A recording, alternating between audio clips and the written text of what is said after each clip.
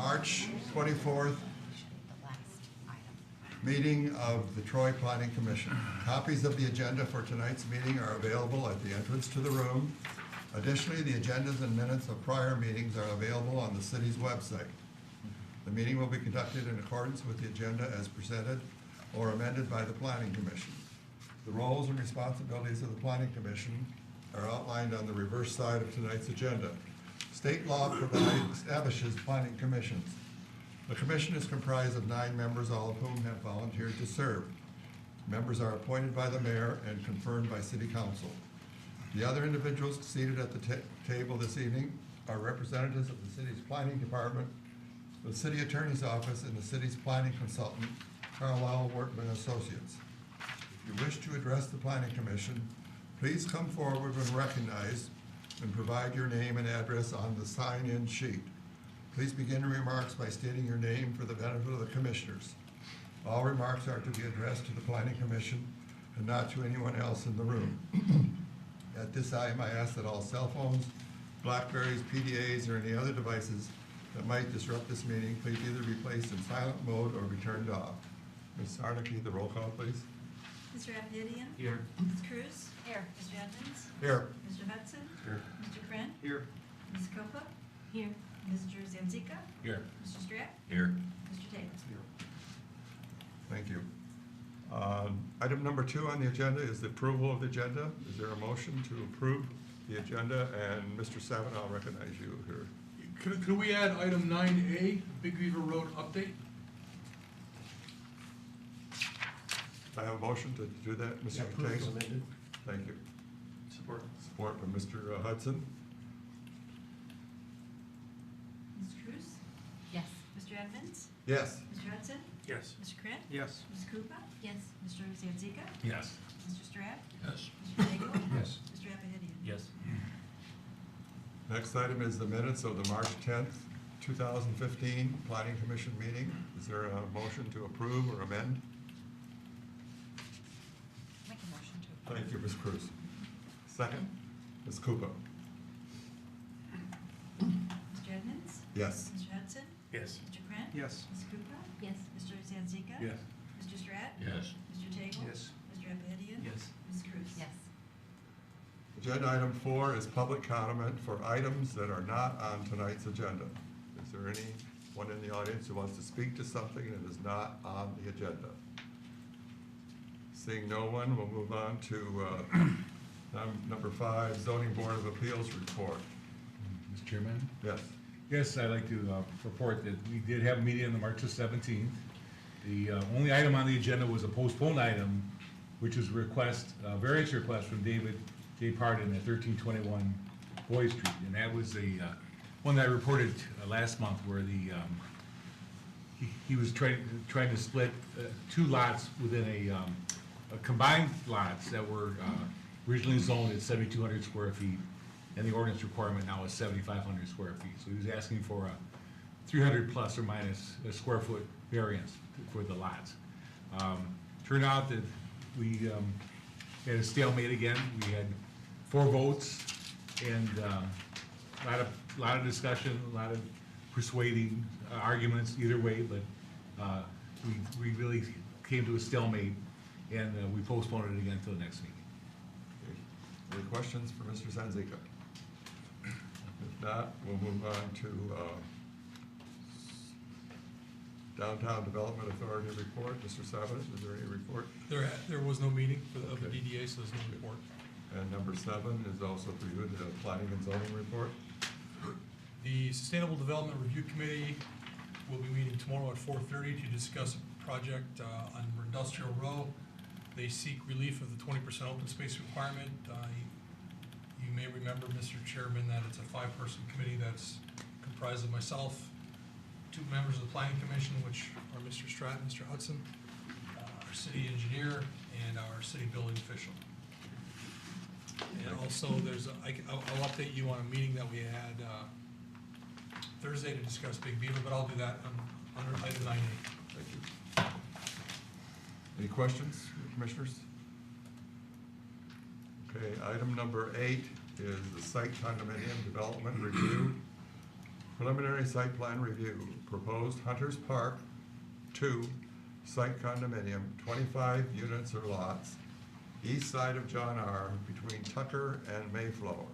Section 12, currently zoned R1C, one family residential district. Who's going to begin? Good evening to the Planning Commission and members in the audience. Monitoring Property is here tonight seeking approval for Phase 2 of the Hunters Park neighborhood. Hunters Park Phase 1 was approved in January of 2015 and is located just north of the proposed area of development.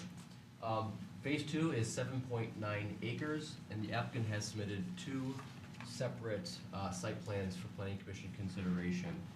The first plan is 24 lots, and this includes a connection to Drake Street. The second plan includes 25 lots, and the connection to Drake is eliminated. Those are the only 2 differences between the first site plan and the second site plan. For both site plans, the proposed lots meet all the minimum zoning requirements of the R1C district. We do note that there is significant tree cover on the site, so and though not specified by the applicant, it appears that most of the trees will be removed, if not all the trees will be removed for site development. As always, we don't have a tree preservation ordinance, however, we do encourage the applicant to selectively clear trees if and where possible. We do note that the front portion of the development located adjacent to John R. is located within the 100-year floodplain. The applicant is seeking a letter of map amendment from FEMA in regards to relocating the lines of that 100-year floodplain, and that's something that can be handled between final site plan approval and engineering. The significant issue for Planning Commission discussion is the connection to Drake. For both plans, there is a direct connection off of John R. as well as a connection through Bridle Path Drive to get to connecting Phase 1 and Phase 2. But as I noted, the difference between the 2 plans is the proposed connection to Drake. When the Long Lake Meadows subdivision, which is the subdivision just to the east, was approved, there was a lot of discussion about connections for this neighborhood and future connections as these areas were to be developed. And Brett will pull up the map. So Drake, if you can show Brett, Drake is that connection there. Standish Road was, I don't think it's Standish Road. That was approved as part of the Phase 3 of the Long Lake Meadows subdivision. And in this discussion of the approval of that, which was 1990, the ultimate result of that was the blocking or closing of Tucker Road. Tucker Road is a gravel road, and there's no direct connection through Tucker Road from Standish to John R. So as part of the approval of the Long Lake Meadows, as I noted, the discussion was future connection, and it was shown and always contemplated that Drake Road would be the future connection from that subdivision out to John R. when these 2 lots were going to be developed. We understand, and we've received comments from the neighborhood in regards to that connection. We've received an email from a Mr. McHugh who strongly opposes the direct connection. His concern is regarded to safety, vehicle access, emergency access is not improved, and a potential loss of tax revenue. So we understand the concerns of the neighbors in regards to the connection of that subdivision. However, when we look at cross-connection from an engineering, public safety, and planning standpoint, we look in the totality of the impact on the neighborhood, not just site-specific issues. And so those are the issues that we consider when we talk about where connections should be placed within neighborhoods. The plan was submitted to all the departments, both engineering, public safety, and fire, as well as planning, all independently concluded that that direct connection to Drake should be provided through this subdivision. In reviewing this, we do take the impact upon the existing neighborhood to the east when we make this conclusion. However, like I said, we have to consider the totality of the impact and the distribution of traffic with this connection. So there are some strong, compelling reasons why this connection should be contemplated. And the first is that interconnected streets are the preferred desire of the fire department and public safety, and they actually directly express that they desire to have this connection. Interconnected streets and neighborhoods are a policy and a direction of the city. This is both in the master plan and the zoning ordinance, and it better distributes traffic within neighborhoods. You're not pushing it onto one street or another. Hunter Park will be served by the Wass Elementary, so this provides a more convenient access to the Wass Elementary, so you don't have to go onto the major mile roads to get there. As well as it provides a direct connection for this neighborhood to John R. If you look at the current configuration, other than the connection at Mayflower, there's no direct connection from this neighborhood to John R. other than going down to Long Lake. As I noted, Tucker is currently closed, so this would provide an alternative connection to John R. so everyone doesn't have to travel either through Mayflower or come down to Long Lake Road to get John R. In addition, neighborhood connections is strongly preferred by other services such as mail, garbage, school buses, etc. So there are many people who actually use these interconnected neighborhood streets. And lastly, like I said, Tucker Road is barricaded, so this would provide another connection out to John R. So with all that being said, it is the city's recommendation that provision of Drake be included, where they do actually have a direct connection. Obviously, there are some neighbors here to express their opinion, and so the Planning Commission should listen to the neighbors concerned about that connection. But in conclusion, we do recommend the Plan 1 as submitted, with the condition that Drake connection be provided. Thank you, Mr. Carlisle. Any questions for the planning consultant? I have one question regarding, what is the history of Tucker Road? I was out there today on both Tucker and Drake, Standish, and was it only, how long ago was that approved for a barricade there at Tucker Road? It was done in 1990 when the Long Lake subdivision was approved. And a condition of approval of that closure is that at which time Tucker becomes improved and becomes a paved road, that connection would be provided and that barricade would be removed. Thank you. Anything else from the Planning Commission? I have one question for Mr. Carlisle. Mr. Rappaport. Does the city have any future plans, short-term or long-term, or budgeted to actually pave Tucker?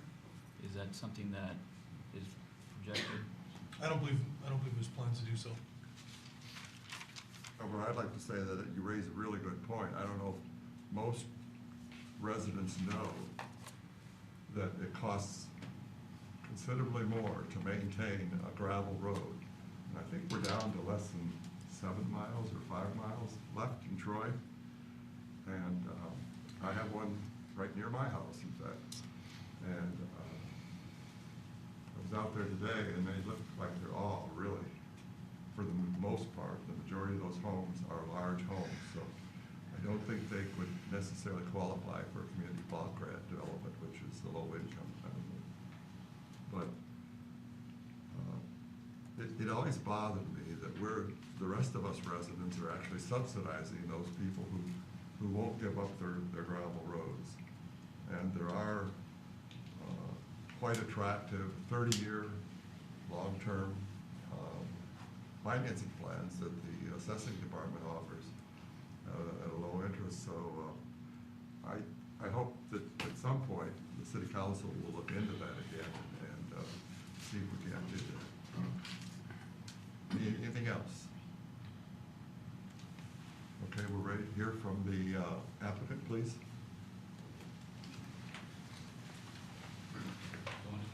That podium- No, you're already there, but at the microphone.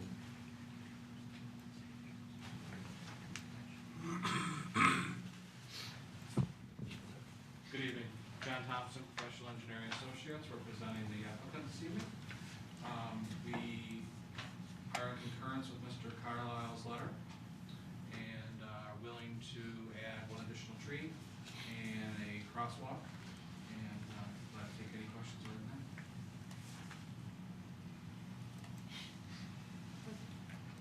Any other questions for the applicant?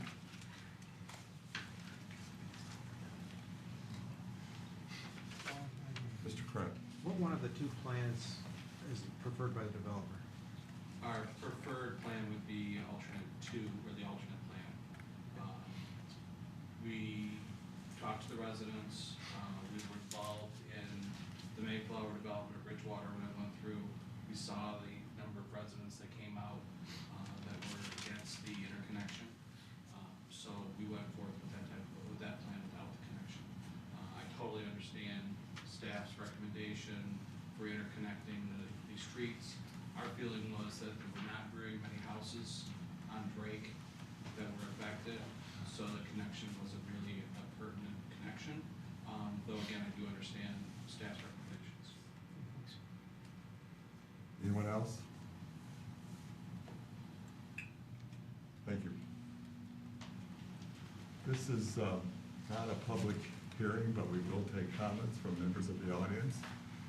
Please be sure you sign in up at the sign-in sheet and state your name and feel free to address the planning commissioners.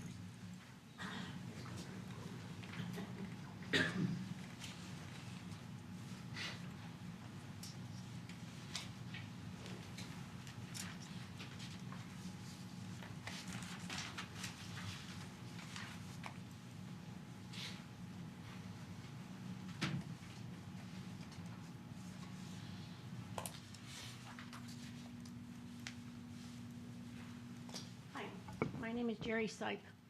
I live at 5297 Standish at the corner of Drake. My other three neighbors are here. There are only four of us that live.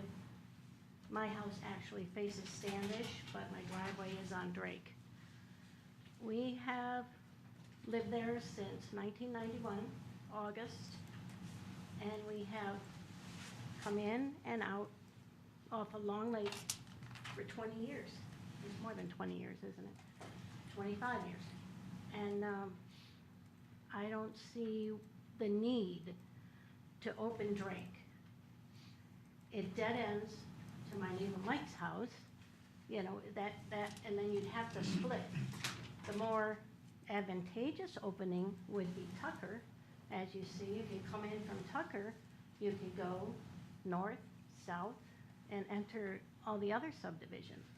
But Drake is such a short little street, and the new neighbors, I don't see the need for that new subdivision that you're building for those people to use Drake. They're right off of John R. They're gonna go out to John R. And they have Mayflower anyway, they can do a little circle. I mean, we've done many circles for 25 years. If we come in off of Square Lake, if we come in off of Long Lake, we've never been able to come in off of John R. There was never an opening on John R. And there's no opening to our subdivision from DeQuinder either. So I don't see the advantage of opening Drake. It just doesn't seem feasible. Tucker would be the more advantageous spot if you want to make an opening and for access for the trash people or the, you know, emergency people, whatever. But I don't, that's just my opinion. But I really, there's just four of us on that block. And the new people, that new subdivision, I don't see them coming through to, why would they want to come to our subdivision? They're going to be leaving home to go shopping, to go to school, to go to work. They're going to go out to John R. And that's all I have to say. Thank you very much. My name is James Konarski. I live at 2237 Drake, the north side of Drake Road. Mr. Konarski, would you be sure to speak into the microphone? That's the only way it'll appear on tape. Thank you. Okay, I'm James Konarski. I live on 2237 Drake, on the north side of Drake Road there. I've lived there for 20 years, ever since that little sub street was expanded. And prior to that, I lived 4 years on Saffron, so I know about the traffic flow that was on there, especially when they closed off the bridge on John R. Most people, when looking for a place to live, tend to look at first courts, dead ends, cul-de-sacs, looking for a quiet place to live with little distraction, especially from traffic. These locations also tend to offer an additional level of safety. Addressing the 7 points that were in this, for the recommendations. Number 1, Hunters Park will provide attendance area for Wass Elementary, so a more convenient route. From Drake, it is not convenient, there is no direct route to Wass Elementary. You have to do a lot of wandering through the streets to get to it. Connecting Hunters Park 2 to Drake is not going to provide them any better access to the school.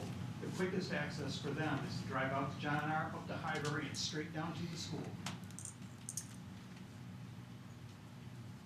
Number 2, interconnected streets for emergency vehicles. With the connection of Mayflower to Standish, we already have a very quick access for emergency vehicles to get to anyone down Standish.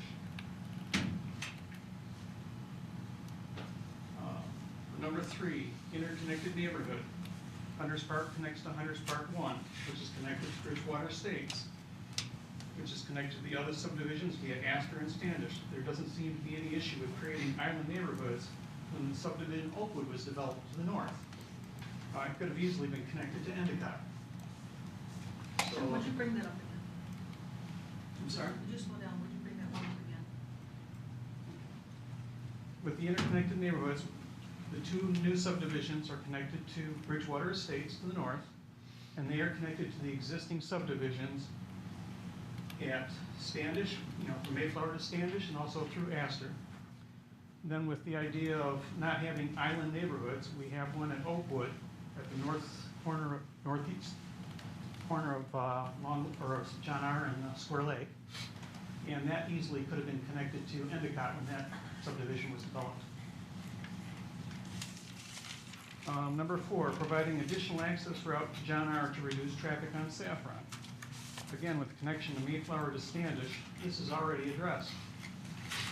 And once again, the most direct route to John R. for residents, would be along Tucker.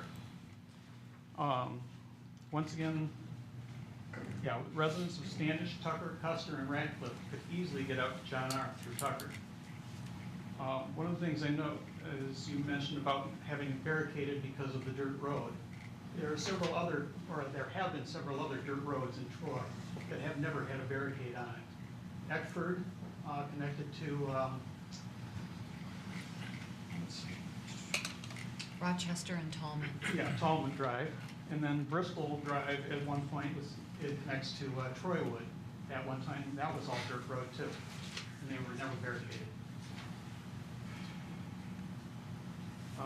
Number 5, connection for other services. With the connection of Mayflower to Standish, there's already connectivity. Drake is no different than any other court in the city. Number 6, the Tucker barricade. You got the Mayflower connection for access to John R. for division residents. And again, talking about Bristol Drive and Eckford, they're similar. And then last, number 7, connected public streets. Mayflower could have been connected to Sweet Drive, it wasn't. Oakwood could have been connected to Endicott, so I don't see any benefit in having to have Drake connected as well. Those are my The comments. Sweet would have been the closest to the school. Yeah, Sweet Street. Yeah, Sweet would have been connected. I'm sorry, you I'm have to sorry. wait till you're recognized and Go ahead. then go up to About the, Sweet. Yeah, if you don't mind, if they had connected Mayflower to Sweet, that would have given a little more direct access to Wass Elementary. Thank you. anyone else in the audience who wants to speak? Please, have you signed in, sir? I have. Okay, thank you. May I show on the Please website? please state Okay. your name and for the microphone. My name's Mike Ortman, Michael Ortman. My family, we've lived on Standish for over 22 years. We're at 5298 Standish, which is pretty much right where Drake meets Standish. I'm right across from Jerry Sipe, who spoke, who lives on the corner. Yes, we're right there, 5298. I don't want to belabor Tucker, but I recall there were discussions to open Tucker after we moved here in 1990. And some of the residents on Tucker complained with the city, and this is what I've heard from people who complain, who live on it. Tucker on the dirt road section. And there were consternations that went on, and then the decision was not to open Tucker. I mean, the builder told us Tucker was gonna open when we moved in. So that's unfortunate. Tucker would be a nice direct access. Now, living where we've lived, like Jerry said, for years, we've had to make turns to get out of the sub. You know, to get to Long Lake, we'd have to go down Standish, across Tucker, then down Saffron. Or if we wanted to get to John R., well, we could keep going across Long Lake. Or we could, you know, cut down to Tucker, go across Tucker, then cut through the entire sub, going north, making a bunch of zigzags, going to Highbury, and then cutting over there. All we really wanted was a more direct route. Would have been nice to get out to John R. Now we kind of have that with Mayflower. You know, there's an egress there, okay? Like Jerry said, we don't see the need for another opening. The new people who are going to move into the proposed development, Hunters Park, be it phase 1, phase 2, correct me if I'm reading this correctly, it's going to be like a U shape. There will be another egress to John R. Okay, well, to me then, they will have two nice options to get out to John R. These people are going to move into this new area. If I were moving into this new sub, like the gentleman said, I would not want another cut through to go through Drake, because then I'm going to have a lot more people cutting through from the entire sub back and forth. Drake, to me, will then become the primary cut-through street. It will supplant Mayflower as the primary cut-through. So if I'm moving into one of these expensive, beautiful homes in this new development, I see adequate way to get out. Like Jim Konarski said, if I need to get to Was, I go up to John R., go up to Highbury, then drive down to Was. Probably just as easy as cutting through Drake. So again, if I'm in the new sub, I don't want that street going through. I really do not. The people who have moved on Mayflower knew what they were getting into. They knew that was going to be a cut-through street. Okay? And is it that bad? I'm not seeing it. I'm not seeing a ton of traffic yet. Maybe people haven't, you know, gotten wise to it. But I don't You see. could please wrap it up, sir. I will. I'm almost done. Thank you. So again, the city's going to lose some tax revenue by losing at least one home in the new area. And, you know, if I'm in the new development, I don't want it going through. The people on Drake certainly don't want it through. And the people on Standish, probably from Drake all the way to Tucker, and maybe folks on Tucker, don't want another easy cut through to go through. So please consider our feelings on that. Thank you. Thank you. Have you signed in, sir? Yeah. Hi, my name is Dan McHugh. I live on 2238 Drake. I am the guy that wrote the email, so obviously I hope everybody had a chance to read it. I understand where you guys are coming from. I'm on the Finance Council of St. Anastasia, so you guys are balancing the needs of the city versus obviously the wants of individuals. So I totally get it. The one thing, and Jim kind of hit on a lot of the points that I had, really just understand for the two of us that actually are Drake on Drake, the four main points that I really had was the convenience of the school. They decided when Mayflower was put through not to connect that to Sweet. That would actually have been the quickest route. However, from my house, it's 5 lefts and 5 rights to get to Was. So it takes a mile to get to Was. So is it nice that it's within a subdivision? Sure. But again, 5 rights, 5 lefts. That's really not that much convenience. The second main thing had to do with emergency vehicles. So if you look at the distance from John R. to Standish, the only main difference is a slight going north, a slight going south when somebody goes onto Mayflower. So I measured it out, and it's about 118 feet on each side. So 118 feet is 236 feet total, and it takes a car going 25 miles per hour, 6.5 seconds to do that.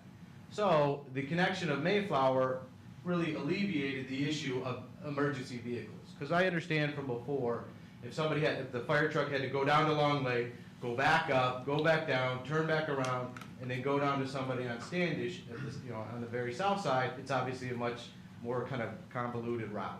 But now with Mayflower open, if coming from the fire station off of John R., they can make a quick left in, and really it's not that much of a distance. The third main point is obviously safety for me. I used to live on Hill Crescent, which is in the Mount Vernon Estates, and Hill Crescent is a very busy street. And I moved to Drake literally in August of last year. Why? One of the main reasons is convenience of privacy. And with 3 little children, obviously that's one of the biggest factors that all of us have. The final thing that I wanted to say, because obviously there's other people that want to talk, is obviously loss of tax revenue. So the builder's gonna lose a $500,000 house. The other big issue is for the residents that are right there on that area. I contacted 2 different realtors, and each of them said, we will lose between 10 and 20% of our home value because you go from a quote-unquote dead end or court to a through street. So if you think about it, we collectively probably have about $1.5 to $2 million worth of property value. So if you take away 10 to 20% of that, you're talking roughly between $150,000 to $300,000 in property value. Add that to the $500,000 house that they're going to lose, that's about $800,000. So if they lose a $500,000 house because they're losing 1 lot, and then you divide it by 2 to get the SUV, and then you multiply it by 37 mils. So it's roughly between $12,000 and $15,000 a year in tax revenue that would be lost, or $60,000 to $75,000 over 5 years. So think of it. Think of that as another possibility.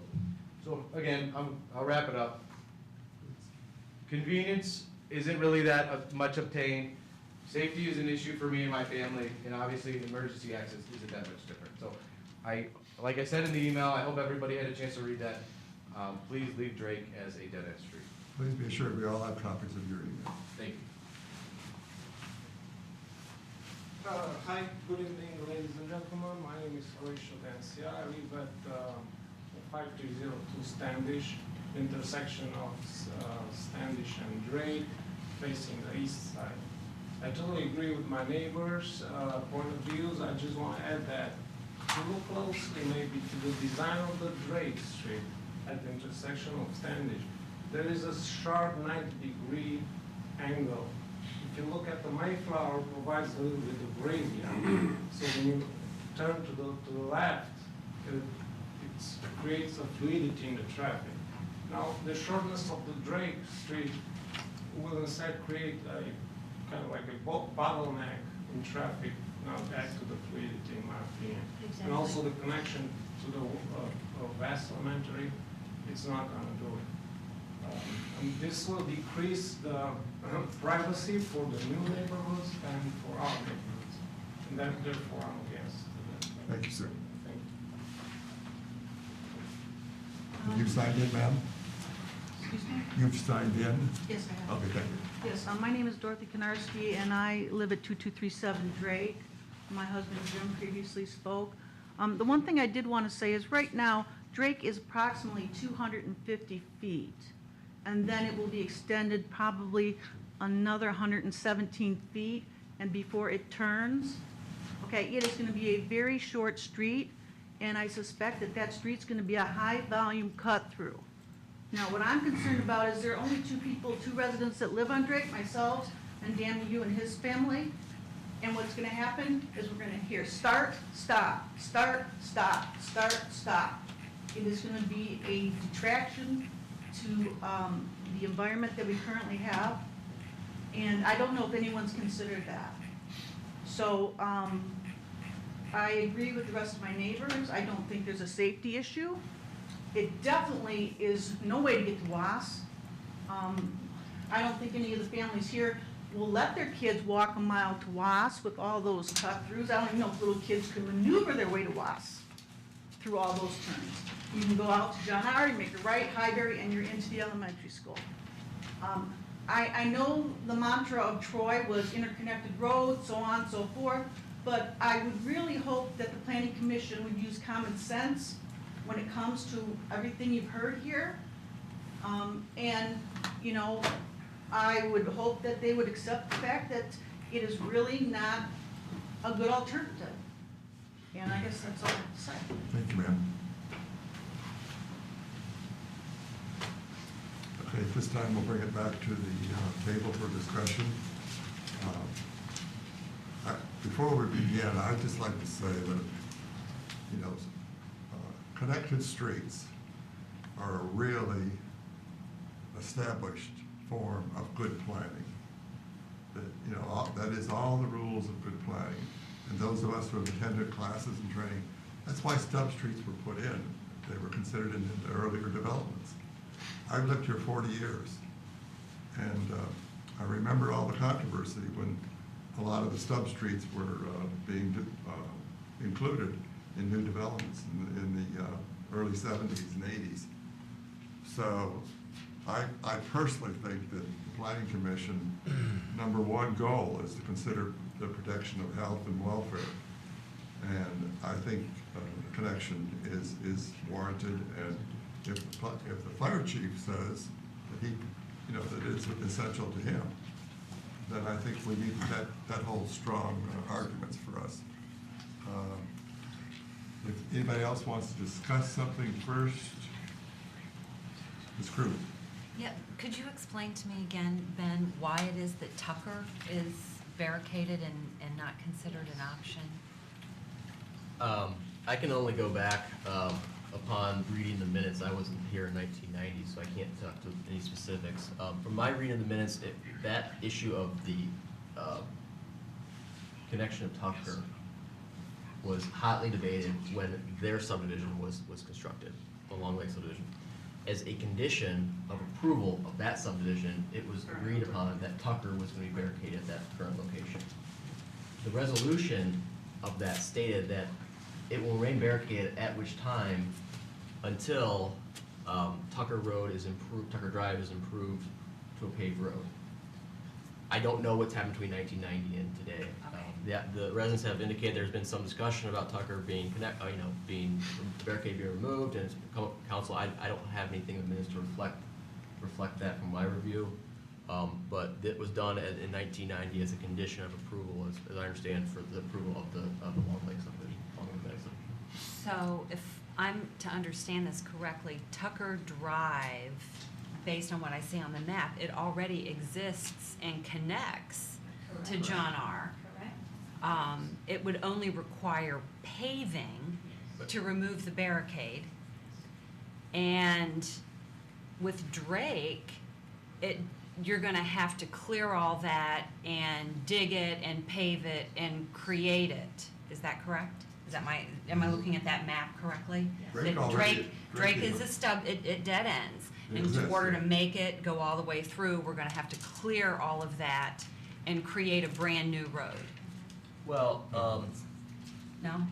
not necessarily. Okay. The Drake is stubbed now. So there's two proposals. The first one, it would be at the requirement of the developer to extend the additional 120 feet from the end of his road to connect to the Drake, and that would be at a cost of development. The other proposal would be Plan 2, which simply is he would gain an additional lot, and that connection would not be provided. If Plan 1 was done with the connection was provided, the north end, the north area, north of Drake, there would be a small neighborhood park that would be maintained by the homeowners association. So project, site plan 1, you get the connection to Drake in a small park. Site plan 2, it's an additional lot for the developer and no connection to Drake. But the expense of that 120 feet would be borne by the developer as cost of development for doing this project.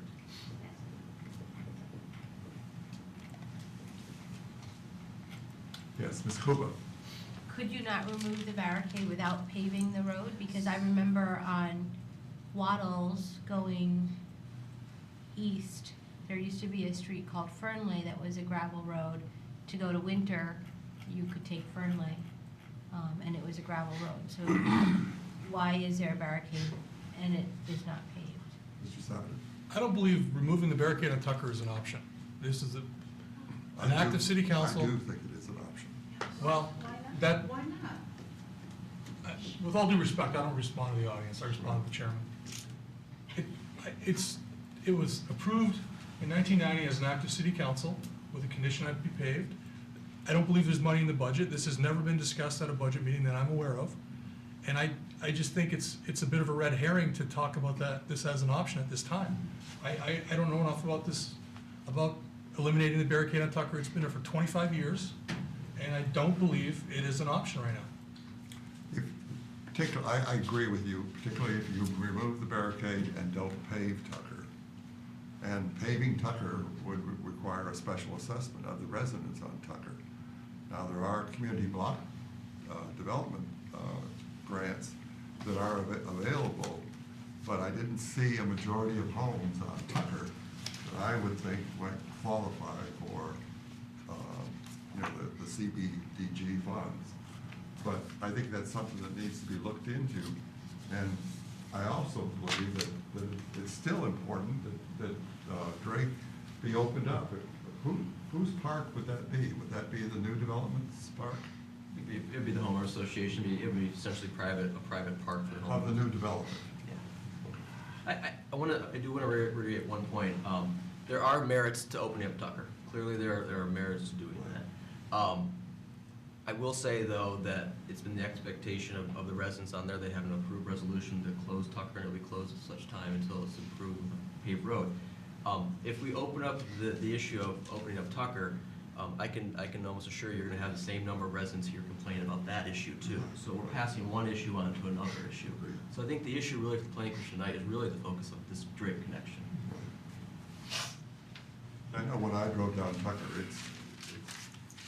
it's a gravel road, and I understand the reasons people want to live in those type of areas, because it doesn't allow any other traffic other than local traffic, particularly with the barricade. But if that should be open, that really doesn't solve the problem of the health, safety, and welfare that we all have to, as commissioners, have to take into consideration when we look at connecting neighborhoods. That Stump Street was put there with the idea that in the future, if another development took place to the west, going out to John R., that street would be open. And I know even in our subdivision, we have a Stump Street too. And we were told, at some point, the city council said at some point, those Stump Streets may very well be open, because the big advantage of having, you put traffic instead of on the main arterial roads, you distribute it through the subdivisions, and there is less traffic on the main roads.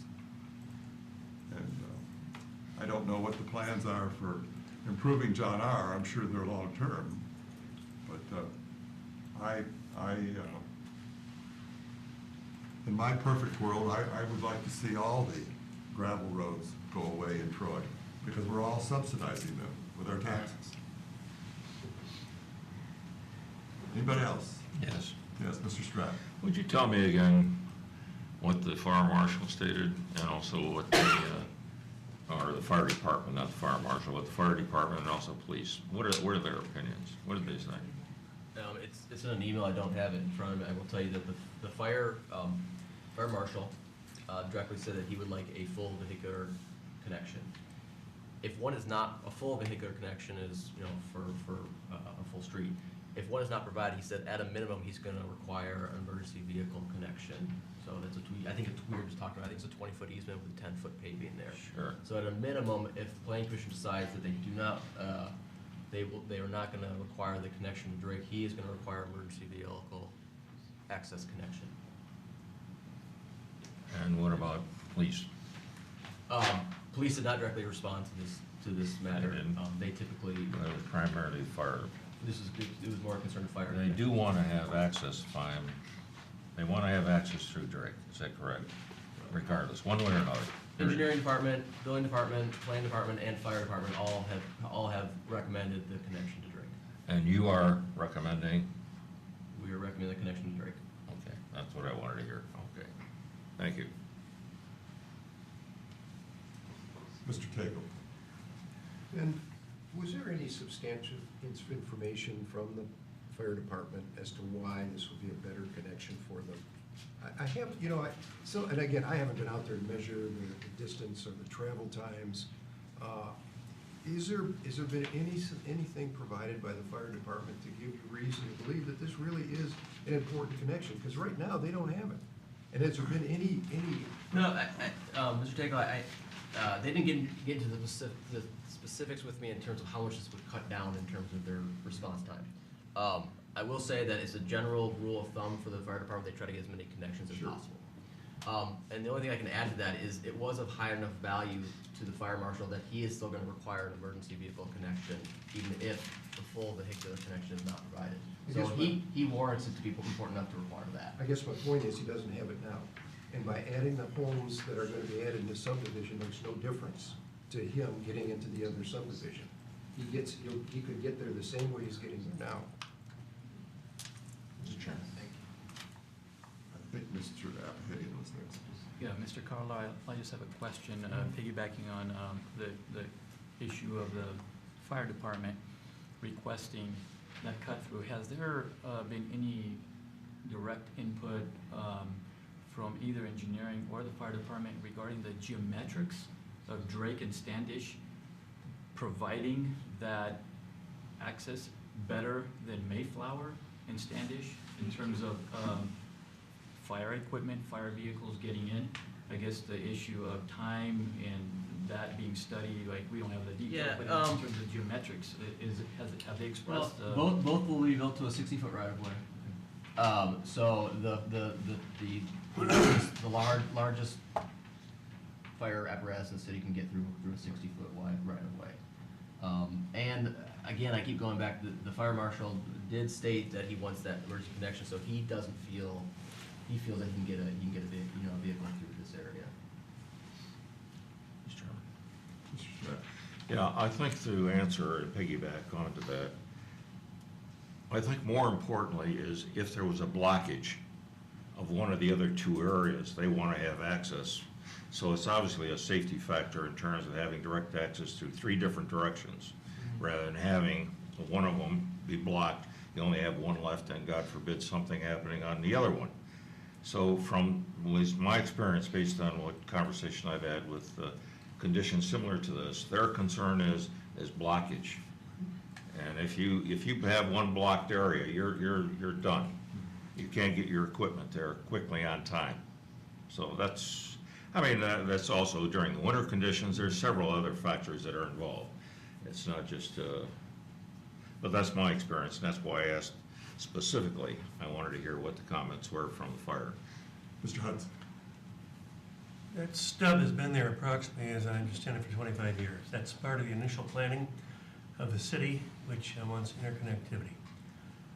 With Tucker blocked, and the thought that Tucker may never be improved in the foreseeable future, I think connecting Drake is the only answer here. If Tucker were available, I might be persuaded to break a stub, but we don't like stubs in the city of Troy. And it's there for that reason, to connect. It's a principle of good planning. Anyone else on the commission? Mr. Appian? Yes, I just have another question for Mr. Carlisle. Can you elaborate a little bit about the geometrics of that access just for fire vehicles, if the full access, if Drake is not constructed? How is that access blocked to the public in any way? Is that access blocked to pedestrian traffic, to bike traffic? What does that entail? I'm gonna refer that to Mr. Sabon, because there are standards under which it has to be built, and we've got a number of them, I believe. Just so we're on the same page, your question is, what are the geometrics, what are the design standards for the emergency vehicle access? Right. Yeah, I don't have those, I'm going off memory here, I believe it's within a 20-foot EVA with I think it's 12-foot paved inside that, and an EVA is designed to look like a pedestrian walkway, but in the event of an emergency, to function, to be able to carry the weight and the width, and they allow for the turning movements of the fire truck. It's not intended to be inviting for a typical vehicle driver. It's again intended to look like a walkway and be rarely used for emergencies.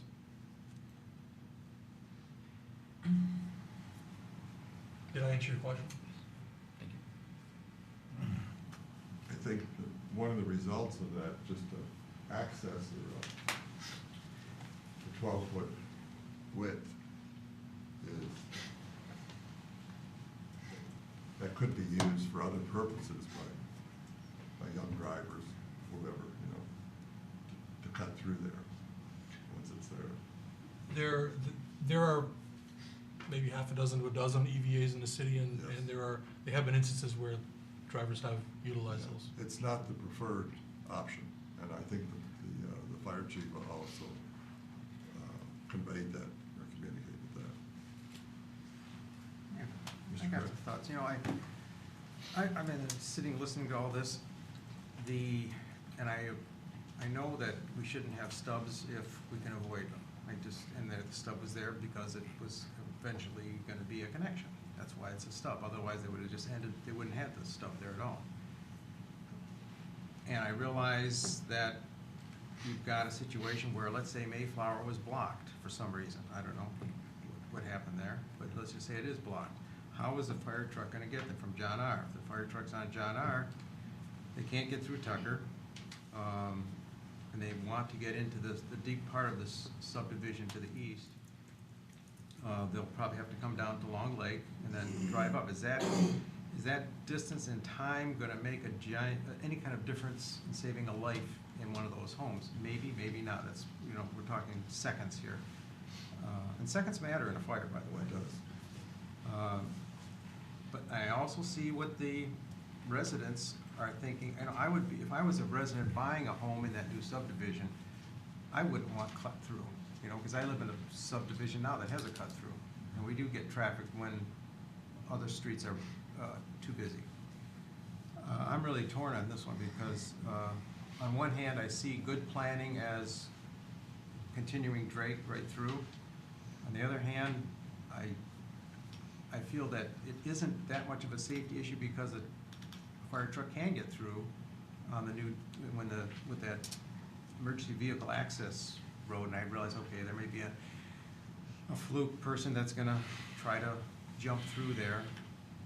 That's a possibility, but I don't think it's a regular occurrence on our emergency vehicle access roads. I'm really torn. I can see both sides, and I'm gonna have to really give it some thought before the vote. Any other comments from the planning commission? Just one, Mr. Sanzica. on your first point, you said provide a mid-block pedestrian crossing. Would you mind going over that again? Sure. must have missed Brett, that. can you,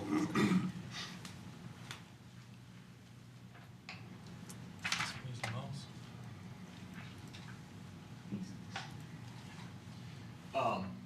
It's not shown. So phase one, you can see it here, there's basically a sidewalk ramp and connection across the existing gravel path. We want the same type of cross mid-block crossing between 30, we recommend between 32 and 35, but we can work with them. Just so you can, there's a safe crossing across the street there. So an ADA ramp, and a crossing across the street there. Why is that point picked? I don't see it, I don't understand it. Why is it? Why is it that specific point? Well, if the park is put in, it's important to provide safe convenient access to the park. We'd also rather have people crossing at that location where there's probably going to be less traffic than there might be at the entrance on John R. And it just provides a more safe crossing across the street. Thank you. Mr. Chairman? Yes. I'm ready to propose the resolution. Okay. Resolve the preliminary site plan, site condominium approval pursuant to Article 8 and Section 10.02 of the zoning ordinance as requested for Hunters Park No. 2 site condominium, 25 units per lot, 25 unit lots, each side of the John R. between Tucker and Mayflower. Section 12, currently zoned R1C, one family residential district be granted, subject to the following: that provide a mid-block pedestrian crossing along the newly created Kingston Drive, construct the connection to Drake as shown in site plan, sheet P3, and 3, add one additional tree along John R. Road. Second. Mr. Stratton. Thank you. I'll second. Thank you. Yes. Is there any further discussion on the motion? If not, the roll call, please. Now, this is the with the connection of Drake, right? Yeah. Thank you. Mr. Hudson? Yes. Mr. Krant? Yes. Ms. Cooper? Yes. Mr. Zanzika? Yes. Mr. Stratt? Yes. Mr. Tagle? Yes. Mr. Abahidian? Yes. Ms. Cruz? Yes. Mr. Edmonds? Yes. Motion passes.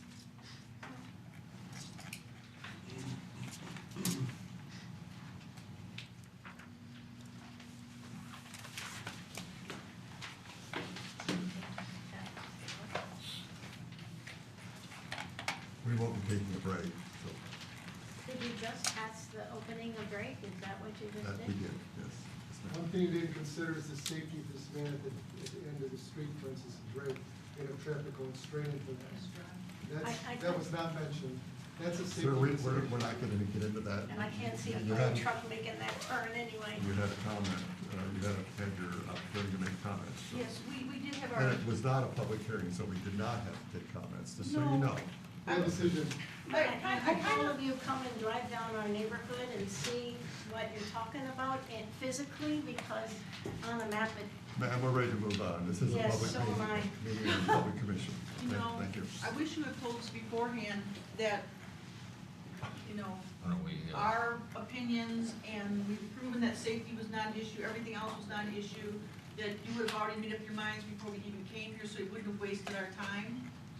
Ma'am, Just You're- saying, you're out of order, thank you. I think your thing's on there. Next item is number 9, preliminary site plan review for the proposed Mark of Troy, southeast corner of Maple and Axtell, 2785 West Maple, Section 32, currently zoned IB, in Integrated Industrial and Business District. I'll very quickly introduce this. It's nice to see Mr. Schaefer here. I feel like he's living at the Planning Commission. At this point, I think this is maybe the 5th or 6th time we've been graced with his presence. So if the Planning Commission remembers, the Planning Commission did approve this preliminary site plan on February 10th. Since that time, the applicant has gone back and kind of really more thought out of his proposed site plan and put some more engineering to it. And based on his internal review, he feels that he is requesting some small changes to the plan. These are more interior changes, it's kind of rearranging chairs on a deck, in our opinion. But it does have to come back to the Planning Commission for review. So the changes include the reorienting of Building D to be parallel to Maple Road. At first that was perpendicular to Maple Road. He shifted it 90 degrees to be parallel and fronting on the center pool area. As a result, they've also shifted Building G to the north. They moved it closer to Maple Road slightly. This also better frames, in the applicant's opinion, better frames the community pool area. They provide a shared access to Building F and G. This is the only development, I'm sorry, A and B also shares access, but it's a change in the plan. This is another building that shares access between two buildings. They provide a dedicated parking to the community building and pool.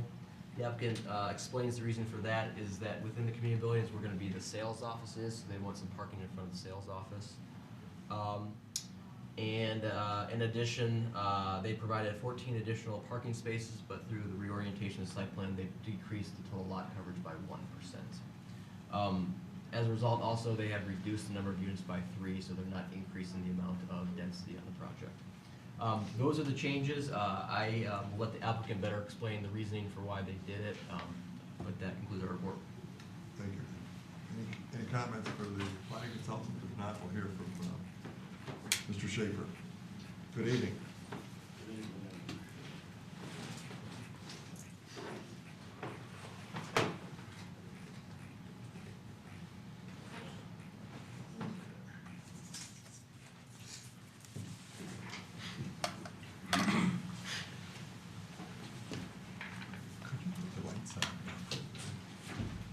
I appreciate your time and cooperation and your patience with us, but as we finished with our planners, we started working very intensely with our architects.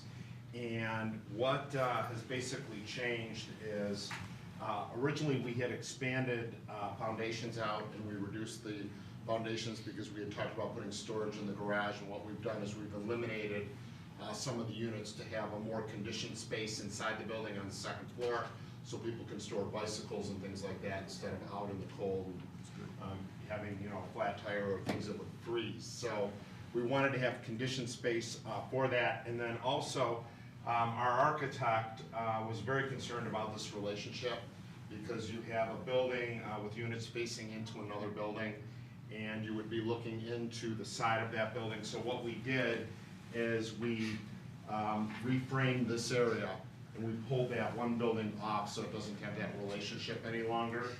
And it created more open space, a little less paving on the site, so a little better water quality. And you know, we're really pleased the way the orientation of the units are now compared to this particular orientation became a little bit of an issue for us. So we appreciate you entertaining the change that we made, and we think we have a more improved plan than what we had previously. So here to answer any questions you might have. And Mr. Cribb.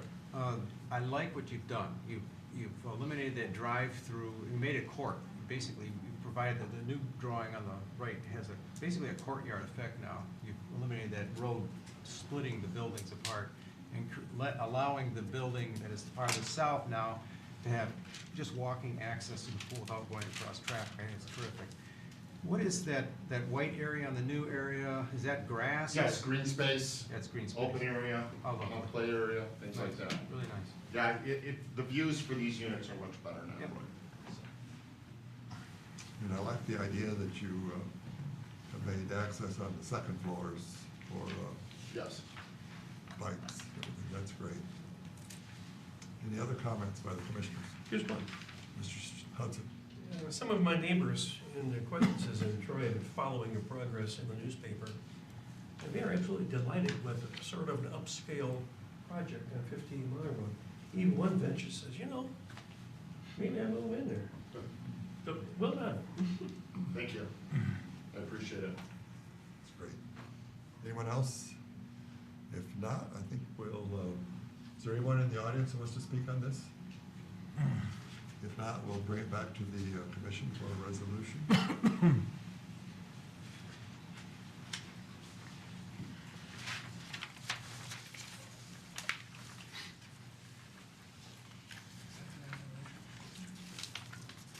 With the help of Kathy, I will Mr. propose a Hudson, resolution. Thank you very much. Resolved, the preliminary site plan approval pursuant to Article 8 of the zoning ordinance as requested for the proposed The Mark of Troy, located on the southeast corner of Maple and Axtell, at 2785 West Maple, Section 32 within the IB Integrated Industrial and Business District, be granted. Second. Second by Mr. There you go. Yep. The roll call, please. Mr. Trent? Yes. Ms. Cooper? Yes. Mr. Zanzika? Yes. Mr. Stratt? Yes. Mr. Tagle? Yes. Mr. Appidian? Yes. Ms. Cruz? Yes. Mr. Edmonds? Yes. Mr. Hudson? Yes. Thank you very much. Thank you. We look forward to, any idea on the potential opening date? Well, we've got a few meetings early next week at the city with your economic development director and the Brownfield board. So we're going to be working through a few things, and engineering is being completed right now. So we're hopeful that we'll have things submitted here within the next week. Great. Okay? Thank you for your diligence and patience. Thank you. Okay, the next agenda item is agenda item number 9A. Was it Big Beaver Development? Is that what we're calling it? An update on Big Beaver. Update on Big Beaver. Mr. Sapp. Did anyone happen to watch City Council last night? Good. This would be the second time in 2 nights you're watching this presentation. So this was item C4 last night, and we prepared a memo for City Council. We got the request Thursday, and I'll get into why during the presentation. Basically to update City Council on development activity along Big Beaver, as well as the discussion that the Planning Commission had about development on Big Beaver, specifically related to height and massing of buildings. So to really provide background and context, I prepared the slideshow. So we're going to go through the slideshow. So it's entitled. Very brief. Yes. Yeah, it is very brief. It's not. It's really hopefully not too painful. So transforming Big Beaver Road. So starting at the beginning, 1955, Big Beaver was a rural township. It became a city in 1955. 60 years ago this year, we're going to be having a bunch of activities to celebrate our 60th anniversary. But this is the most recent aerial photo, and I'll ask you, just like I asked City Council, this is an intersection on Big Beaver. Anyone want to guess which intersection this is? Big Beaver, close. It's Crooks. This is Crooks. So in 1963, we see there's an office building here. There's a gas station under construction here, but you notice there's still single-family homes. There's farm fields. There's trees. 2-lane roads. Is that dirt? Yeah, I don't think it's dirt, but it's definitely 2 lanes. So we fast forward to 2000, a little bit different. The gas station has been constructed. There's also a gas station here. They're both 6-lane roads. Big Beaver's boulevarded. Numerous office buildings and commercial buildings here. Their houses are single-family homes are gone. But what we really see is the prevalent type of identity for Big Beaver, which are massive office buildings, massive with pretty far pushback setbacks, and huge asphalt parking fields. And the way that I would describe this is the automobile is king, clearly king by 2000. So after 2000, the Downtown Development Authority, City Council, City Management realized that we could be better. We were a post-World War II suburb. We were a typical suburban type form, but we could be better. So we decided to establish a vision for Big Beaver and come up with ways to transform Big Beaver into a world-class boulevard. And that's what this document in 2006 set out to do. This is one of the concepts of the Big Beaver corridor study that was adopted in 2006. And there are two architects in the room. This drawing is from a book called The Dimensions of Urban Design.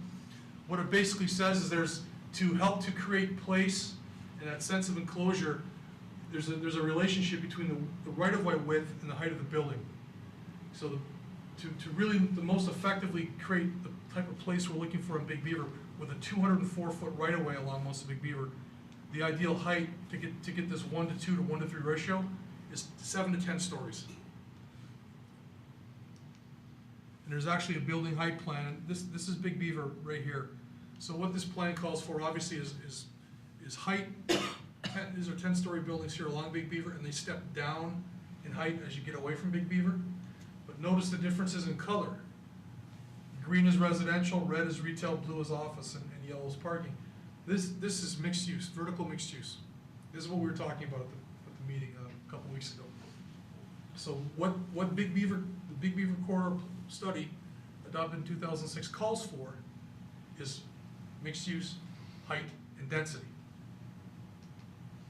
In 2008, we did a comprehensive update of our master plan. We incorporated the Big Beaver corridor study into that plan. As you're all aware, we're updating that document now, and we've basically found through our discussion that the Big Beaver corridor study, although adopted in 2006, almost 10 years later, is still relevant. It's still a viable, relevant document. In 2011, we implemented many of the recommendations in the corridor study and in the master plan into the Big Beaver zoning ordinance. We created the Big Beaver zoning district, which is a form-based district, which actually mandates that buildings that are constructed in that district have a relationship with Big Beaver. One thing it doesn't do is require that buildings be multi-story. It allows for individual one-story buildings as long as there's no parking in front of the building. We didn't take that step to actually mandate multiple stories, but we did get the form-based, and it is working. I think you'd all agree that what's happening on Big Beaver is an improvement over what we had before. Filling in the parking lots, strengthening the relationship between the building and the street. We also developed the Big Beaver design guidelines to help to guide developers and show them what we're looking for when they submit applications. So, some projects. This is the same intersection. This is the big change right here. Starbucks, located on the corner. It's very, very close to the right-of-way of both Crooks and Big Beaver. It was the first building constructed on Big Beaver after the Big Beaver corridor study. If you remember, Mr. Stratton, you were on the planning commission at the time. The zoning ordinance wasn't adopted yet, but we had a consent agreement that we were able to negotiate, and it functioned like the form-based code. So we were able to get the building close to the street. And on a sunny day, as you all know, you can't find a seat outside in the patio here. And this is the type of thing that the corridor study was looking for, was a relationship with the street and the glass, the doorways, the public space. So first project. This is typical of what we're seeing these days, and it's one-story retail and restaurant. And this is really kind of, it typifies a lot of the things we're looking for in development along Big Beaver. Higher architectural standards. We've got the public domain here, this plaza area, where it's inviting, it's comfortable, people want to go sit here, they want to eat here, have a coffee. Notice the additional landscaping and architectural detail in the building, pedestrian scale lighting. There's an art feature over here. There's a bike rack right here, benches, trash receptacles, various elements that we want to be developed along Big Beaver to help to start establishing place along Big Beaver. There's a really, really good development, although again, one story in height. Behind that site, which is known as the Galleria, if you've driven by there recently, there's a Hampton Inns and Suites. It's almost finished construction. It's 4 stories in height. It's not the ideal massing and height we're looking for, but it is a larger building, and it is built really close to Wilshire, and it does help to have that relationship with Wilshire and that relationship with Big Beaver, and it does complement the development on Big Beaver. The Amber Apartments. This is not obviously on Big Beaver, but it's 46 apartment units, new housing opportunities that are close to Big Beaver, within walking distance of Big Beaver. So the hope is that people that live here are going to be walking to their jobs along Big Beaver, and also frequenting restaurants and other uses along Big Beaver. And I think she's walking to the dog park that's going to be constructed soon. Across the street. Right across the street. This is an example of more residential that's close to Big Beaver. This is the Kilmer PUD. That building right there is on Big Beaver, so this is Kilmer. It terminates at the boulevard here. There's 16 units. These are like a townhome brownstone type product. They sold very quickly. More housing opportunities, more people that could be walking along Big Beaver, and frequenting businesses on Big Beaver. I think we're going to see more residential as time goes on. And of course, we're all familiar with the DMC project, 3 stories, 65,000 square feet. Very interesting architecture, very bold and colorful. There's going to be doctors, nurses, administrators that work here. There's going to be patients and their families that are coming here for service, and they're going to be looking for places to spend money. And the people that work here are going to be looking for places to live near here. So it's all kind of a puzzle that's all fitting together. With that being said, there's the Move Across Troy Big Beaver Symposium efforts. With all these activities that are happening on and near Big Beaver, we also have to look at ways to get people safely and conveniently across Big Beaver mid-block, because we lack mid-block crossings now. We also need to get people under I-75. It's a barrier right now for movement, so this looks to improve pedestrian walkability along and across Big Beaver. So, looking at today and moving forward, as I indicated, the Planning Commission has made a determination, I think not formally, but this is kind of what I picked up on our discussion, is that the plan is still relevant, and the goals of the Big Beaver are still relevant, which is mixed use, height, and density. We continue to see development along Big Beaver, but most of it is of the one-story variety. So the question that was asked at 2 planning commissions ago by the members of the board are, why are we not achieving these goals? And what else can the city do to assist in achieving these goals? And it was also brought up at the planning commission that it would be a good idea to discuss this with the development community. I think Mr. Taylor, you suggested it, and there was general agreement. And we thought before we really push forward with action, it was a good idea to get a reality check from the development community. What they thought of, mixed use and density. So we actually had a discussion with various representatives of the development community last Thursday. We actually had it at fire station number 3 on Big Beaver, with big windows overlooking Big Beaver. And these are the participants. On the left are our representatives of the development community. We had 2 lending institutions represented, Flagstar and Palmer Bank, both headquartered in Troy. We had 2 representatives of Core Partners. We had an architect from Gensler in Detroit, which does a lot of mixed-use projects. And we had a developer that many of you are familiar with from the Real Estate Forum named J.C. Cataldo. And we also had various representatives of the city, as well as Ben Carlisle and Richard Carlisle from Carlisle Workman Associates. We had a very lengthy, very positive and informative discussion. It went almost 2 hours long.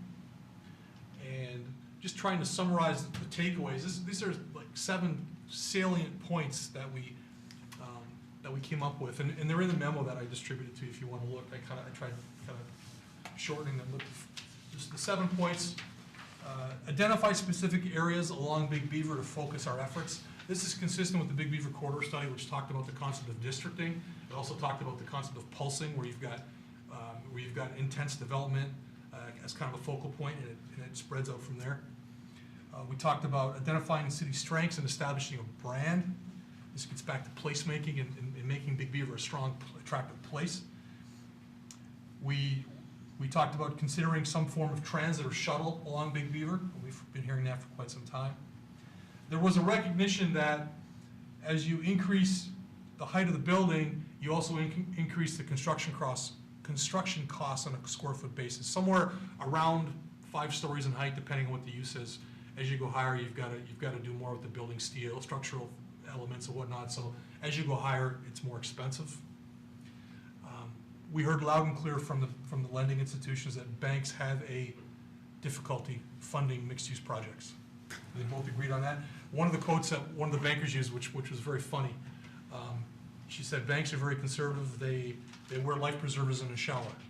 They don't like risk at all. Funding mixed-use projects is considered risk at this time. That's why they go with the 1 story. They don't have that mixed-use element. There was the concept, we talked about the concept of identifying and recruiting a big fish mixed-use developer as an anchor. And once there was a large project that was successful, the small fish would follow. It's a copycat world. And if we get that successful project, more will come in line, and the lending institutions, when they see success, will want to allow for more. And finally, the city should identify incentives to encourage mixed use. Maybe they're related to infrastructure, land, or demolition, but to look at avenues to partner with the development community to get these projects done. And the last slide, next steps. So I indicated to City Council the first step would be to do what I'm doing right now, which is downloading this information to you, let you know that we did hear what you talked about. We met with the development community and talked to them, brainstormed with them, and then following up, the next step after that will be a joint meeting with the City Council and Planning Commission, likely in June, to talk about this concept with the City Council and have a dialogue on that. So that's my presentation. It's the 4th time I've done it since Thursday. Good at it. Any questions or comments? Mr. Sanzica. I was curious, we talked about 1,000 nights a few times.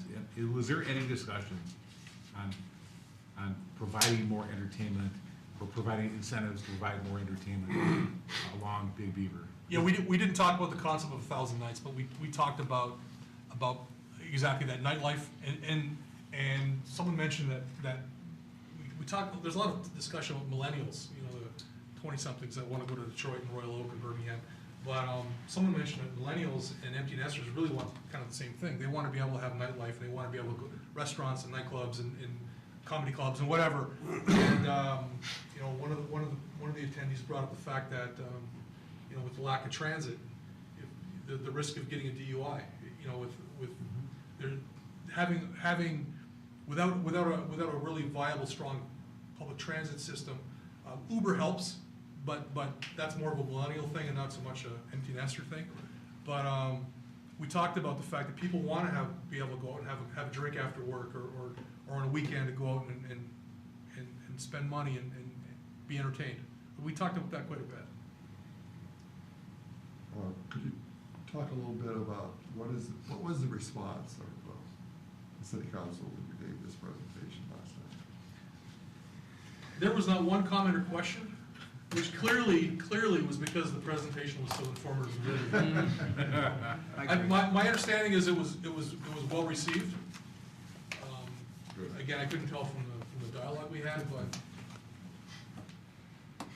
Why do you think the, I'm sorry. Mr. Hudson, Go ahead, I'm sorry. Well, I'm sorry, Phil, you want to go ahead? Age before beauty. Two gray-haired guys. I guess I would like to direct attention again to at least the comments by the bankers that there's not enough money to do more than one story. You know, our model has been at least a minimum of 2, if not more, if we can do this in the form-based code. And we've been lured by the trill of it's going to be a nice building and a nice establishment. Even though we want 2 stories, maybe we can accept 1 story. And I think, as you indicated, that was our idea, but we didn't put anything in there to enforce it. And I'd like to suggest, and this has been a theme in many of our meetings, that we change the zoning ordinance to require at least a minimum of 2 whatever. And you're always going to be met with this argument, well, they won't build it and it'll be vacant and nothing will happen. I don't believe that. I believe that's valuable space on Big Beaver. And if we hold to our guns saying this is what we want, we're going to find somebody to come in and do it. Mr. Tagle. Just to follow up on that comment, the bankers, is their concern or their fear strictly focused on this area? Is it across the metro area? Is it across the country? What's driving this, and what's the footprint of this concern?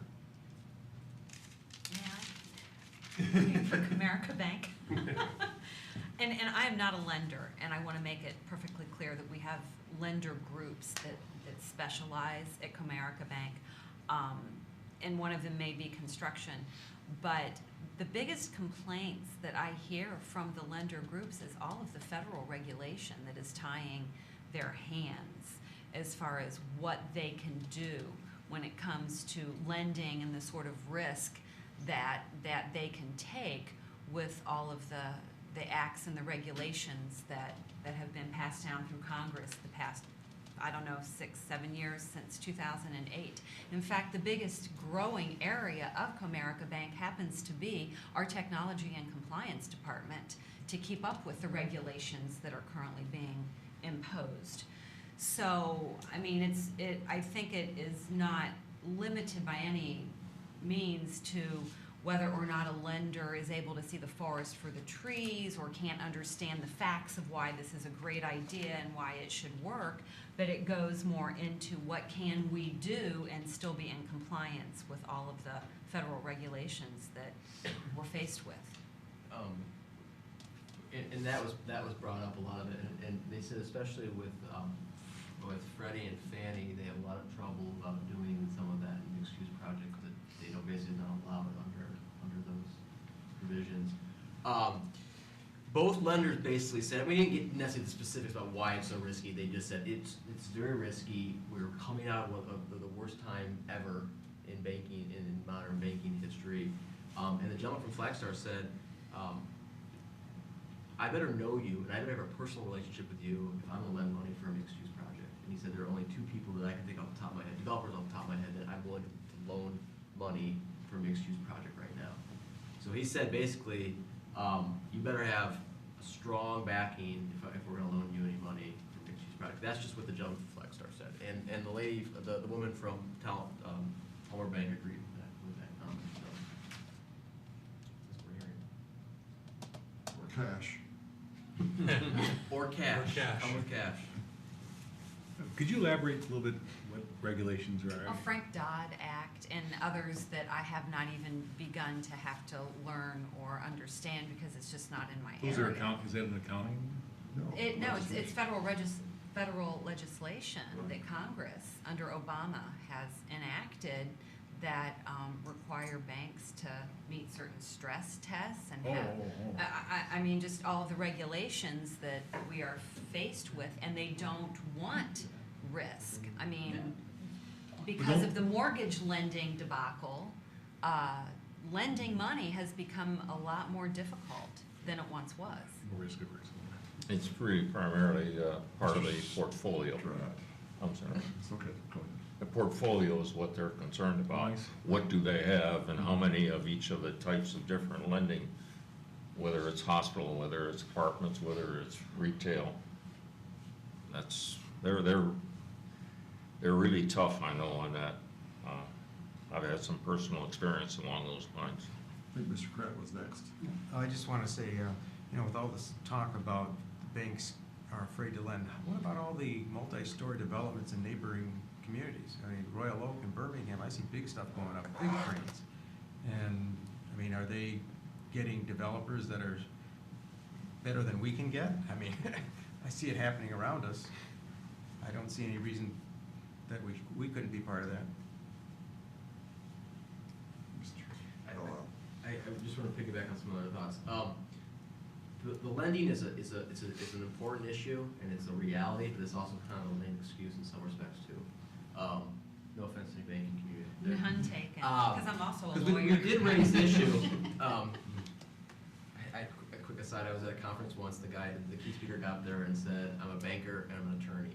This is right after the recession. He goes, this is the first time I've ever been proud to say I'm an attorney before I was a banker. Mr. Hudson, though, we did ask the question at the end, okay, so what if we do require 2 stories? What happens then? And the sentimental value from everyone was, you can't do it for the entire stretch of Big Beaver. You really need to focus where you're going to do it on and really pick some nodes to do it on. And the consensus was kind of 75 to Coolidge, somewhere within that range. And they said, for a while it might kill a little bit of development. You might be a little stagnant for a little while, but where there's a will, there's a way, and they'll eventually figure it out so they can do multiple story there. That was kind of the last conversation we had. They said you really need to pick and choose your spots where you want to do it. I think 75 West is a really good place to start. That isn't the full 6 miles, and it does give you, because until such time as the 75 overpass becomes a lot more convenient, in terms of pedestrian and everything like that, I think that's a good place to begin. And we would do that through an ordinance change. It would have to be through an ordinance change. Yes. We're not at that point yet where we think this is something we're going to do through Well, language. It's a continued discussion that we're going to have obviously with the joint meeting with City Council, but that is the way to do it, would be through an ordinance change. Piggybacking on that response, again, we didn't formally, the planning commission didn't formally say that, but I was gathering from our discussion that you still think the Big Beaver corridor study is relevant and is not in need of major overhaul. I personally think it's still relevant, it's still a viable document. It's been incorporated in the master plan, so I don't think there's a lot of heavy lifting that has to be done. If any, from a planning perspective, it would be ordinance change. And I would certainly urge, if the new planning commissioners have not taken a few minutes to review the Big Beaver corridor study, it's really worth your time. Thank you. It is available online for anyone who wants to look at it. Yes. And so this isn't the last we're going to talk about this. We'll discuss this at a joint meeting with council and push forward. Well, that takes care of the commercial end. All Big Beaver, and I think it's a good place to start, and I applaud both of you for taking part in the presentation that you made, Brent. And it sounds like the city manager's on board, and hopefully the city council, so. Yeah, I didn't mean to blindside the planning commission with this, but this is a last minute thing on Thursday that the agenda was already completed for planning commission, so I didn't think you'd mind by adding this onto the agenda. This is very welcome, thank you. Yeah. Mr. Very well. Santilli. Just curious if there's been any more discussion about the Kmart thing. None that I'm aware of. I wish I had news for you. I don't worry so much about the Kmart site, because at least it's in the hands of a responsible owner. And they are maintaining the site. Yep. Even though we don't necessarily like it. I think it's better than if the whole site was demolished and all we had was a parking lot out there, I guess I'm a historian, but it was in its day, it was a very significant structure. Anyone else? Okay. We're ready for public comment for items on the current agenda. Well, perfect. Can I actually talk again? To the public, here. I actually didn't stay here just to say anything again, but Dan McHugh, 2238 Drake. Obviously, you guys approved the plan, so I'm not arguing that. The one thing I want to make you aware of is the park. I know there was some conversation on the park, but on one of the pages, it talks about all trees will remain. And if anybody's been out there, it's a highly dense area with living trees and dead trees. So it's not really a park in the idea of what you think of a park that's sodded and everything.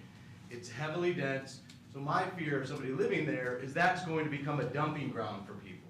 So if you guys are gonna implement this, which obviously you are, at least then make the builder just level all the trees and put sod in. Because currently there are dead, or take care of it because there are dead trees there. It's just gonna be this random collection of trees. So think about that. If you guys want, I mean, I know if you want to come out and see, I have pictures. I can email you the pictures just to see what the space is going to look like. If you're going to make it a park, make it a park, not just a random area of trees. That's all that's all I'd like to say. So just, again, as you guys are going through this, just think about that. Just so you understand, the park is a responsibility of the developer, not the city. That would be a private park, correct? Yes. Okay. Yeah. And then managed by the homeowners association there. Eventually, yes. And I think most homeowners associations are very conscious of their own public and private parks. Which I would hope, right? Well, we are, I can tell you, I'm in one, and we're a very viable subdivision. Right. There was only one page that actually said that all trees would remain. All the other things didn't make any mention of it. It was just one of the pages that said that. So I don't know if people picked up on that. Thank you. Thank you for your time. Okay, the last item is planning commission comment. Is there anyone else? Carrie, did you have anything? No. The last item is planning commission comment, and tonight, let's begin with Mr. Epihidian. No comment. Ms. Cruz? I'm very pleased with your report tonight, Brent. I thought you did a great job. I'm anxious to see what goes forward with Big Beaver. I'm curious if there has been any more discussion about connecting Big Beaver to the Amber Apartments through the use of the Civic Center. I knew you were waiting on that, Ben. What's your white whale? Yes. I believe we're gonna be installing a bike lane on Town Center and Civic Center Drive. Okay. And I don't know if I mentioned this before, but there's gonna be a pathway connection. There's a path that runs through the community center, that property, and there's gonna be a pathway connection to the hospital. It's gonna go through the hospital property, connect to Big Beaver. Did that answer your question? It did, but I'm impatient. I would like to see. You wanna see more, you're talking use and I'm development, talking, you're I'm talking investment. talking use and investment.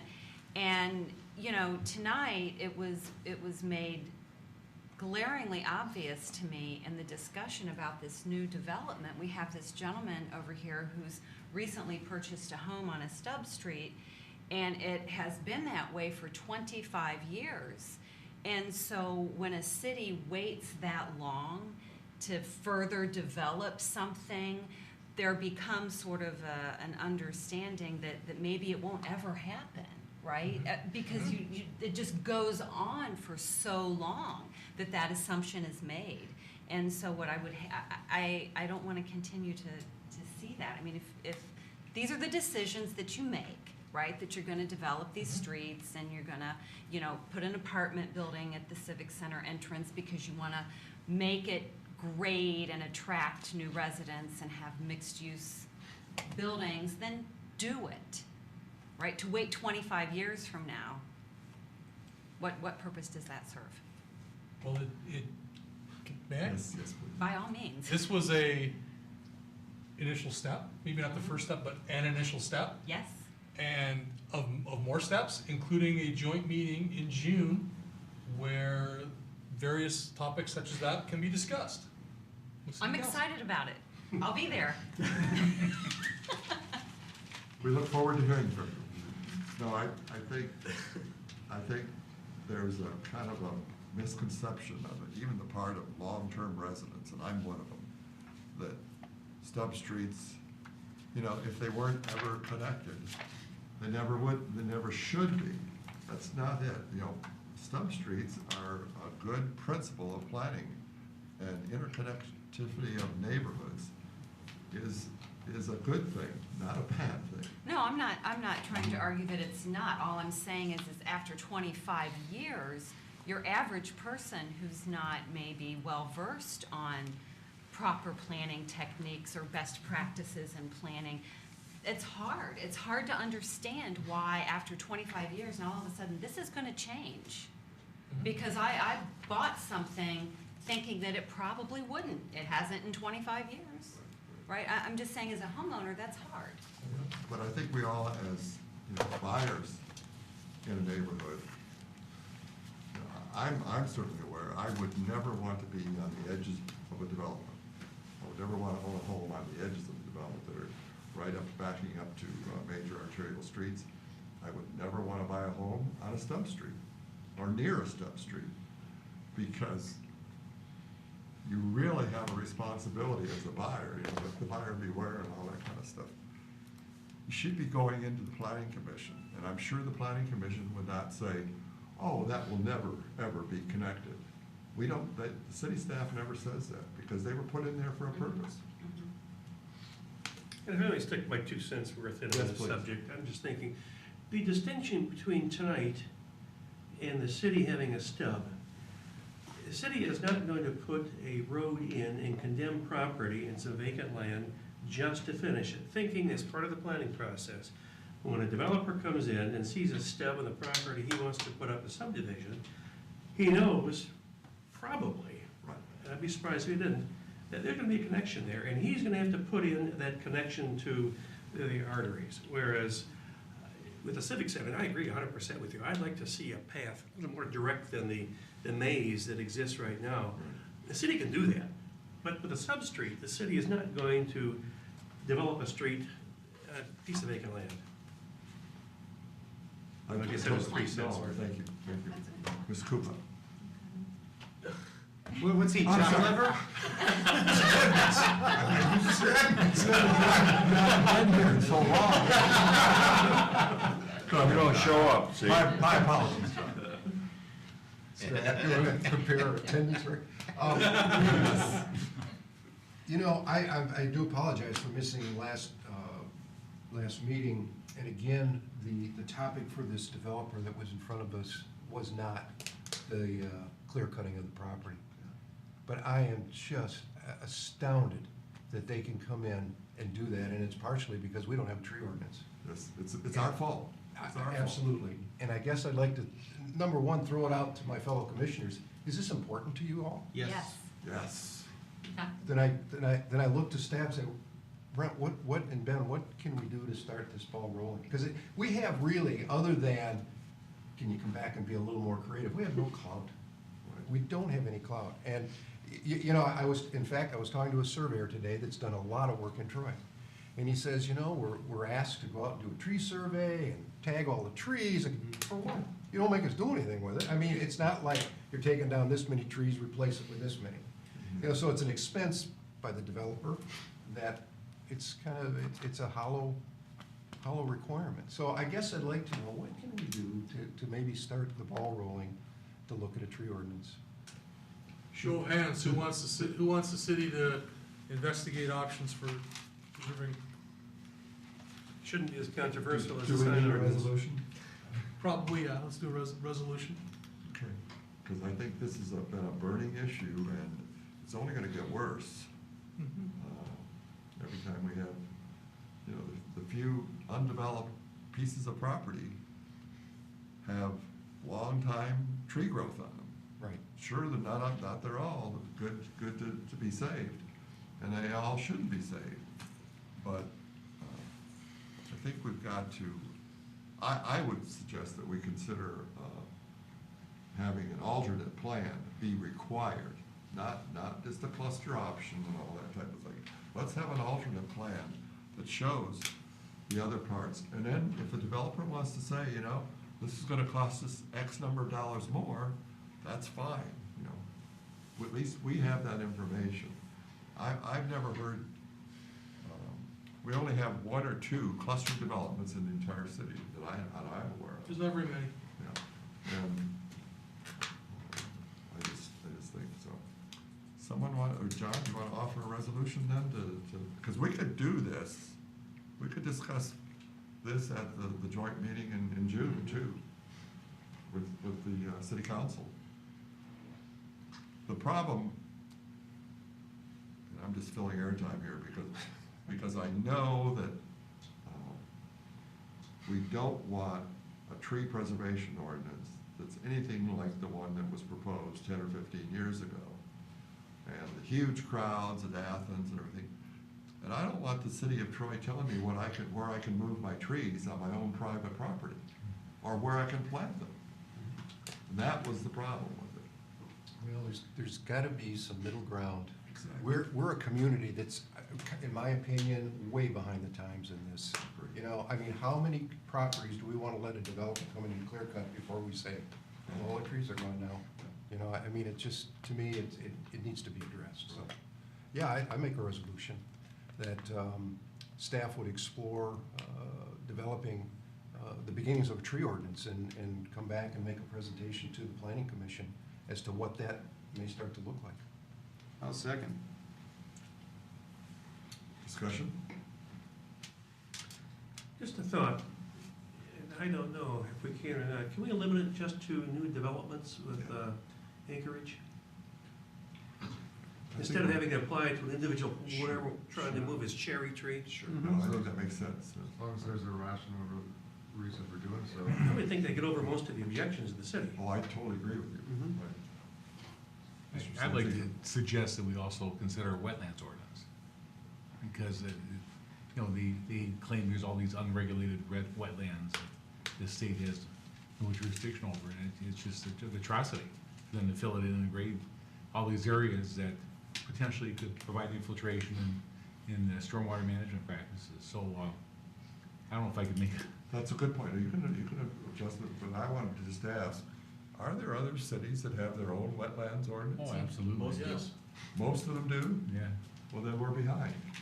I think. Second that. Yeah. So we have a friendly amendment? Yeah. Friendly second. Second that. Okay, first on, let's have the vote first on the amendment. On the amendment? Yes. Ms. Koopa? Yes. Mr. Zanzika? Yes. Mr. Stratt? Yes. Mr. Tagle? Yes. Mr. Abinadian? Yes. Ms. Cruz? Yes. Mr. Edmonds? Yes. Mr. Hudson? Yes. Mr. Krant? Yes. And now on the amendment or on the main motion as amended. Have another vote.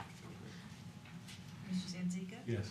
Mr. Stratt? Yes. Mr. Tagle? Yes. Mr. Abinadian? Yes. Ms. Cruz? Yes. Mr. Edmonds? Yes. Mr. Hudson? Yes. Mr. Krant? Yes. Ms. Koopa? Yes. Well, that'll keep you busy and off the streets. Yeah. Yeah, thanks for that. No problem, anytime. Drops the ability. Good times, good times. And maybe the city needs to consider additional staff or additional consultant time too for that. Do you know of a good consultant? Oh! You know of an excellent. I can find one. And we- Okay. And I think, did you have any further planning commission comment, Ms. Cooper? And Mr. Hudson? Yes, speaking of being behind the times with ordinances, how's our fracking ordinance coming, Al?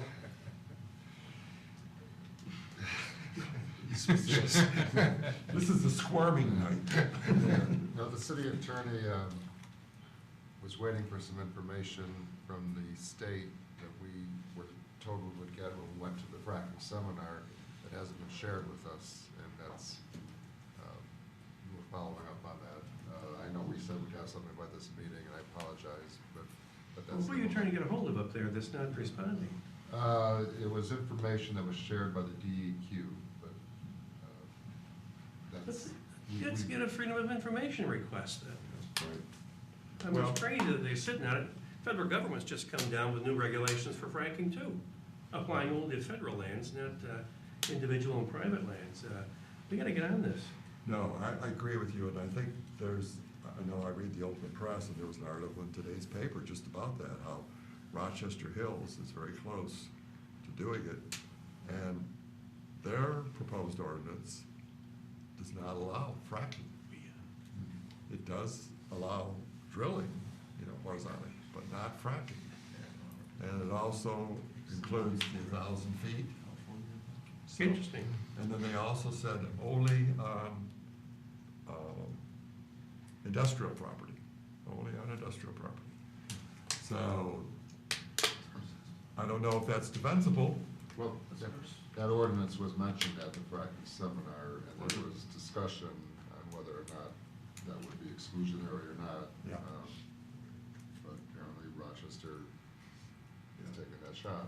And it's not just Rochester, it's Rochester Hills, and I think Auburn Hills too is doing the same thing. We And- talked and- about. And the article also said today, Troy is considering an ordinance. So I think it's time that we got beyond considering. Go ahead, did you say? you talked I just about- gonna say Auburn Hills, we actually discussed Auburn Hills ordinance when we talked about Yeah, Great. our draft. okay, if there's nothing further, then I'm sorry, Mr. Scott. No, Mr. Krant. Mr. Craig. Then him, then him. Anyway, Ms. just Cooper to- didn't get a chance just- either. No, I said I didn't have anything, and Oh. then he asked Mr. Tagle, and he did. Thank What you. I wanted to say is, to address Karen's thoughts about the pathways through the Civic Center, the connections. I was sat on two committees years ago. One was the Civic Center Priority Task Force, and the other one was the Troy Trails Committee. And both of them had really nicely drawn up plans for a pathway system throughout the entire Civic Center site. So the plans are there, it's just a matter of the city saying this is a priority and let's spend the money and do it. Those plans even included a fountain. Yes, and a lot of other neat things, but yeah. Yes, But no they did. commercial establishments. That's right. Which I think are still needed, in my opinion. Well, we were gonna have some vendors for food type things. There were, Well, food trucks would be great. I yeah, love that food was, trucks. that was included in the plan. The other item is the Big Beaver study. I just wanted to thank you for that presentation, and I still love the original Big Beaver study with the 3 lanes of traffic in the core and the 2 lanes outside for local traffic. And one of those I know had some kind of a mass transit proposal involved in that too, which I just really would like to see that develop. I think I would really, you're looking for an identity, that would be like, wow. Out of all of Metro Detroit, we would be the only ones that have that more, what I've seen in other larger cities, like Atlanta and other major cities around the world. I agree with you totally, Mr. Grant, but I think, I'm not sure how much more additional funds that would take, in terms of roads. Millions and billions. Yes, right. Yeah. And we know the state's not. No, standing I there. understand, they've got a road problem right now, so. Right. Mr. Stratton, Nothing. Mr. Sanzika, Yes. Kathy, No, thank you. Mr. Musty. No, thank you. Sure no. Yeah. Ben, I've said too much. thank you. Folks, we are adjourned. Excellent.